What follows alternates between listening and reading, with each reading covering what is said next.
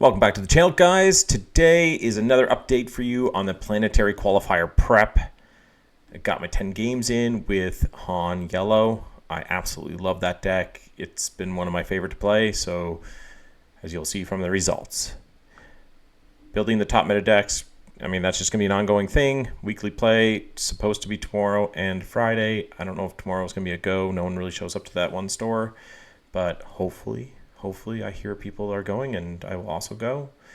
So studying the cards. So I was called out by a number of people on one of our gameplay videos this week where I played Wrecker, defeated a resource, and then I killed Inferno 4, which may have cost Jessica the game. I apologize. That is an awful misplay. I shouldn't be misplaying Wrecker.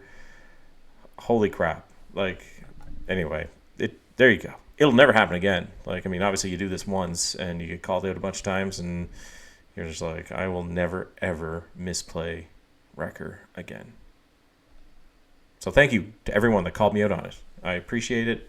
Keep them coming. If you see any misplays, if you see some dumb resource decisions, holy crap, speaking. Very difficult. Let me know. Comments. Love them. Don't forget to subscribe. I can't even talk right. I had an energy drink today, and I thought it didn't do anything, but it clearly did. How did I do? Here we go. 10 games with Han Yellow. I went 7-3, and I think the 3 losses were against legit leaders. No IG-88s coming out of the woodwork whooping me. So I guess I can bring up the different bases that the leaders were on. Kira was on ECL. That was a loss. Boba Fett was ECL. Beat him.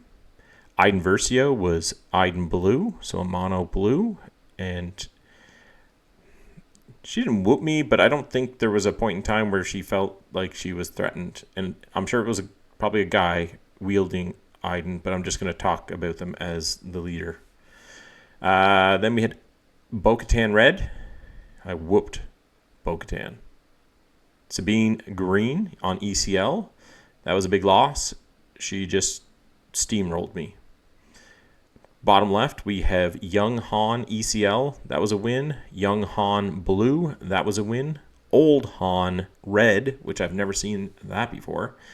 That was a win, and it was a very easy win. So I don't know if Han Red, Old Han Red, is all that great. But it is what it is. Bosk was Bosk Green on a 30 HP base, and that was a win. And then Young Han was on ECL, and that was another win. So I feel like I've been rushing games, and it's been bad for me actually doing well. So I'm trying to play faster, but I'm also trying to get in 10 games a day, which is just insane with my work schedule and stuff. So I slowed down a little bit. I still got these 10 games in, but it took me 2 days to do it. So I did 5 games each day, and that was much easier on me. So I'm still going to aim for 10 games a day because on the weekends I can play a lot more. And I'm taking this Friday off. My brother's coming down. We're going to just jam games all day. And then I have a local competitive event on Friday evening. So I'll be going to that, and I'll get a bunch of games in there. And then obviously gameplay videos be recorded all weekend long, and then that will kind of lead into Monday's update video. So I'm pretty happy with this. This was actually a really good, the 7-3. I feel like I could have maybe even done better. This is the deck. And then I guess I'll give you my thoughts on how it's set up and how it worked for me. So going along the top row. So I really feel like I was missing a third Leia and a third Spark of Rebellion. So I feel like Leia being able to tap down cards is awesome.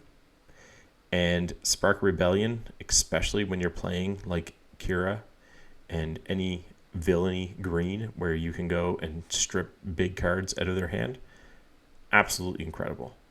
So I think I would like to move those to 3 each. And I understand like sideboard, I got to build a sideboard out for this deck, and I'm going to be working on that as well. The L337 was awesome. that it's just an incredible card. 2/2, shield it, or it's rescuing someone that's captured, and you can smuggle it in. What's not to like? Same with the Hotshot Blaster and the Jetpack, both. So the Blaster I probably used more often than the Jetpack, but I did use the Jetpack a few times, so I think it's legit. Cartel Turncoat, never used it once, resourced it every single time. I am not sure it's worth even having in there. I would rather go up a Leia and a Spark of Rebellion and just get rid of the Cartel Turncoat. If you know why that would be in there and what it would be used for, like, is it like I'm going to play Leia first turn, untap, and then play a Cartel Turncoat, so you're getting 2 units out there at the start? Like, I just don't like that it has a bounty and it's allowing my opponent to draw a card when it's defeated.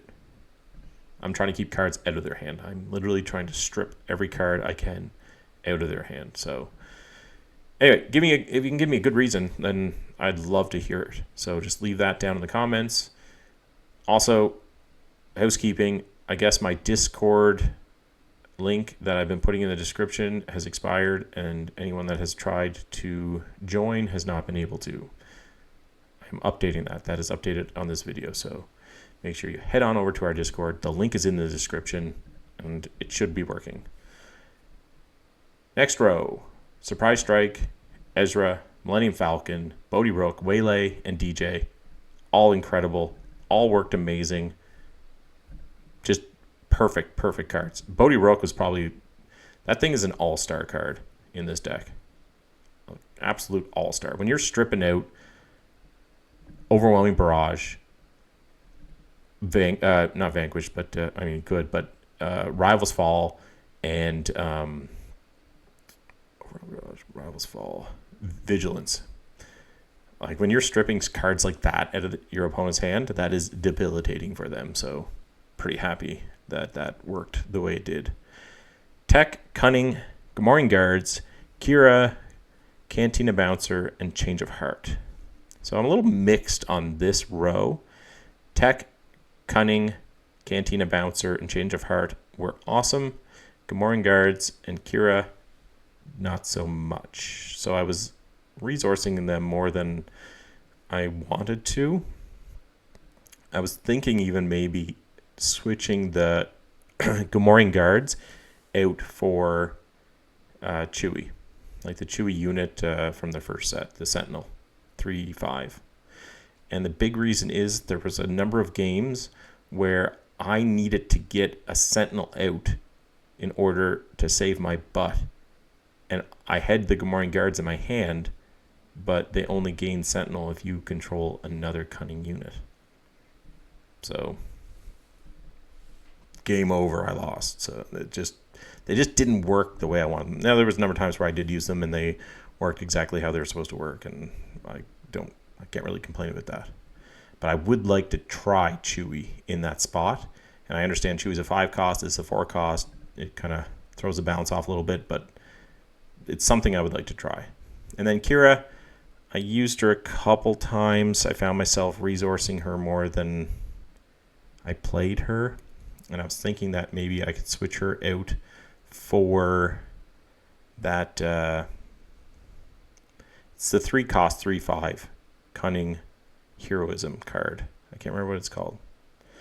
Anyway, awesome card that but it's a 3 cost, right, instead of a 4 cost. So I feel like I would play it more.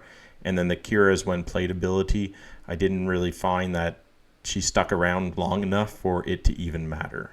It was almost like when I played her, my opponent was just taking care of her. And maybe that's the point. Maybe that's the point, is trying to make them kill her instead of hitting my base. So, again, let me know in the comments what your thoughts are on that, and if you think maybe switching Gamorrean Guards and Kira out is worth a shot. Also, Change of Heart, it would be nice to have another 1 or 2 Change of Hearts in here. I found that it has come in handy a few times for me. 6 cost is a little steep, but it's just something I'd like to try. at least, And I got to build it to sideboard, obviously, so I could even stick some in there and then just kind of play around with the ratios and the cards. And then the last row, the Millennium Falcon from set 2 and Han Solo. These are both absolute killer cards. I don't think you need any more Millennium Falcons. 2 is perfect because it can be smuggled. And Han Solo is an absolute tank and one of the best cards in both sets. And it's awesome because he is like less than $1 to buy. I just bought 12 of them to put into decks. So very, very cheap. So cheap. So what's next? What's coming up next week? Kira Green. Now, you've been seeing a lot of Kira Green gameplay videos on our channel this week, but I'm going to get behind the wheel of Kira and give her a shot. It's more up my play style than it is Jessica's, but we're all both playing every deck so that we can just see what it's like to play each deck, and then we can anticipate what our opponent might be playing when we go up against them at the Planetary Qualifier. So as you can see, I have 2 different bases here, the 25 and the 30 HP base. I'm going to try both and just see what I'm more comfortable with. I have this deck list. So this is the Kira Green ECL that Wu took to Gen Con and went 7-0. So this is what we currently have built. That's what Jessica was playing. And I mean, from the gameplay videos, you can see it actually played very well. So I'm pretty happy with how it turned out. Obviously, Wu is a top tier player, so it's just a matter of figuring out how to wield this thing effectively. And I think I'm very capable of figuring that out. So that is what I'm going to be playing in this upcoming week. So that about does it, but I did want to show you guys. Did you guys see the new art from the next set that they showed at the live that was on last night? This is some amazing art. So there's Plo Koon, and then there's Anakin Obi-Wan, the high ground. Don't do it, Anakin. You can't do it. I've got the high ground. I'll chop your legs off and your arms and everything. Anakin needed to learn that lesson the hard way. Commander Cody, like, how freaking awesome is that? That is, man, I cannot wait for this set. The art, like, look at this. Like, holy crap. Like, it's so, so good. Darth Maul as, like, with his spider legs. Like, holy frig, man. Like, that is so freaking awesome. Now, that's from the Clone Wars, the cartoon. No, I didn't have another image there. Anyway, as you can see, pretty awesome art. And I'm so excited for this next set. I really, really hope that their print issues are over. They're able to make all of the booster boxes as random as possible so that we're not predicting all of the rares and legendaries that are coming up and where they are in the box. We don't need that again. That was absolutely devastating, and it made me not want to open up boxes in both sets. So yeah, I want to be excited and open up a whole whack load of this upcoming set. So I guess the last thing to leave you guys on would be, I've been talking about doing Star Wars dad jokes on the gameplay videos. I've been threatening Jessica, and she's always been embarrassed every time I've mentioned it. But we're gonna start them today, and she's gonna watch this tomorrow. I'm not gonna let her watch it, and she's texting me right now. And I'm not gonna let her watch it tonight. I'm gonna wait till tomorrow, and she's gonna experience it when you guys all experience it. So these are straight up Star Wars dad jokes. I don't know if they're supposed to be funny or not, but I thought this one was pretty cool. So here we go. So this is a father talking to a son. Did you enjoy your Wookiee steak, son? And then the son says, it was a little chewy.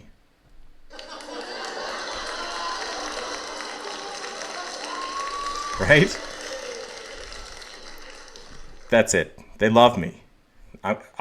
This is a new thing now since I got such a great response. And if you know of any really good Star Wars dad jokes, hit me up in the comments, and I will make sure that they make it onto the channel.